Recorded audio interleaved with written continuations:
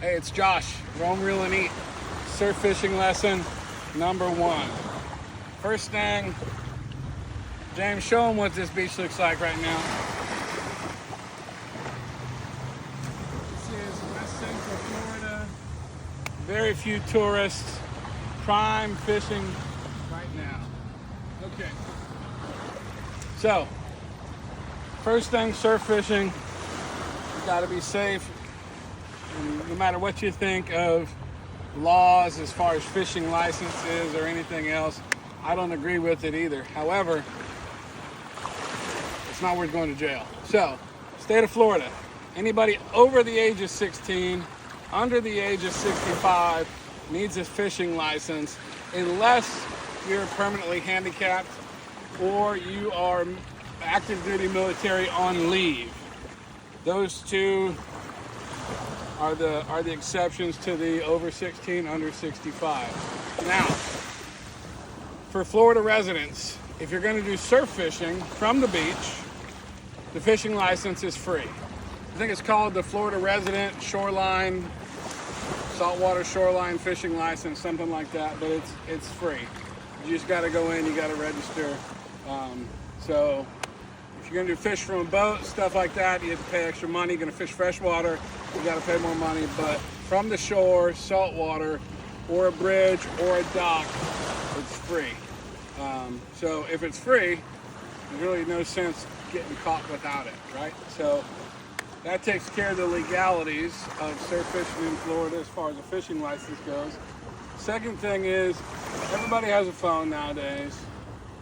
There are apps on your phone. Download the app on your phone. There's apps on your phone that will, 1, identify the fish for you, and 2, tell you what the size limits are, how many you can keep, what the conditions are. So the measurements are also different based on the fish. So sometimes it's measured to the fork, sometimes it's measured pinched all the way back. These apps will show you how to measure the fish, what kind of fish it is, and what size it has to be in order to keep it, how many. So there's a follow the law when it comes to that. You'll go to jail, or you'll get a fine. It's not worth it either when the apps are free. Next thing, safety. We are blessed right now. We came to the beach. There's very few people on the beach. There's more over there. So be cognizant of other people. A lot of times you come here in the summertime or in the springtime, man, this beach is loaded full of people in the afternoon. And they all stay to watch the sunset. So it's not worth, putting a sinker on the end of one of these rods, chucking it out there, hitting somebody in the head. The people, they don't think. You can be out here fishing, they'll come right underneath your line while you have it in the water. They see you there.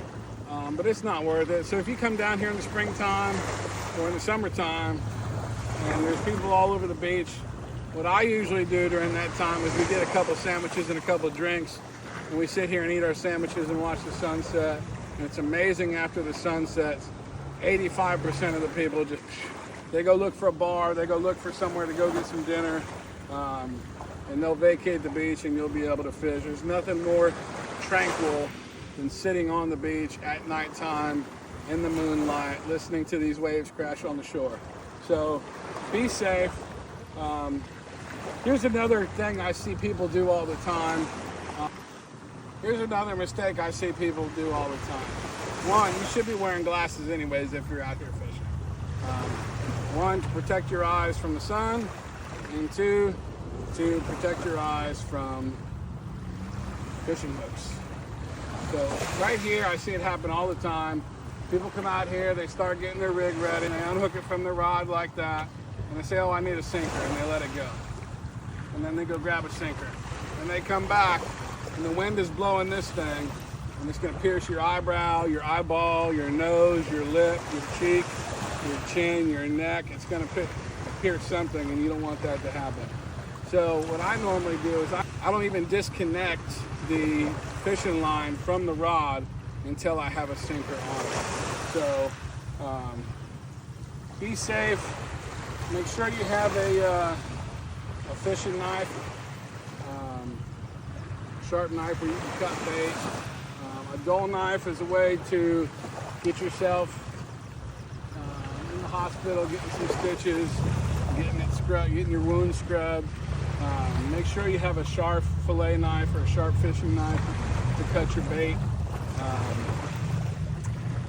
If you're going to use crabs, I suggest you buy yourself a good pair of scissors. If you're going to use, a crab, cut the crab in half. Do some research on the most popular fish in the area, and so you know the fish, how to hold the fish while you take the hook out of it, how to handle the fish after you take the hook out of it. Catfish have a big spine that run down their back that if you get stung with it, it'll hurt from the piercing, and it has a little bit of mild venom on it that will just sting your hand for a while afterwards. Some of these fish have teeth. If you look in the mouth of a black drum and a sheep's head, you'll see a drastic difference. They look very similar if you just hold them up next to each other. But you look in the mouth, and the damn teeth look like a human's teeth. You don't want to get your fingers in there. Not every fish can be held by the mouth like a bass. Some of the invasive species that are showing up in Florida are poisonous, so I don't think they're going to kill you if you get stung by them or whatever, but it's not going to feel good. Normally I fish from right here, if I'm just fishing the surf like today. I mean, look at these conditions. This water is almost like glass. It's perfect, it's crystal clear. But when the tide goes out, what I'll do is I'll wade out there to the sandbar. I'll open the bail on my reel and I'll chuck my bait out from there. I'll keep the bail open until I get back to my sand spike. And then I'll close the bail and tighten up the line. Be careful down here. The stingrays are no joke. It's called a stingray shuffle. You go in the water, you don't pick your feet up, you shuffle your feet. Stingrays will sense that. Most of the time, they'll take off before you get there. If you step on a stingray one time, you will learn your lesson. It's painful. I've seen grown men cry. I don't want to do it, but again, I shuffle my feet when I'm in the water. Some people have to go to the hospital. The barb on the stingray can break off inside your foot or inside your leg. Steve Irwin died from a stingray sting, got him in the heart. So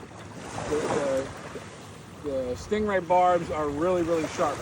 Even a stingray, when it's born, when a stingray comes out the mother, the moment it's born, it already has a barb on the back of its tail as a defense mechanism. So even the babies will get you. So be careful, be safe, follow the law, and have a good time. Okay, back to the legalities of surf fishing. Something that you need to know before you come out here and start surf fishing. So, the Florida resident shoreline saltwater fishing license is free.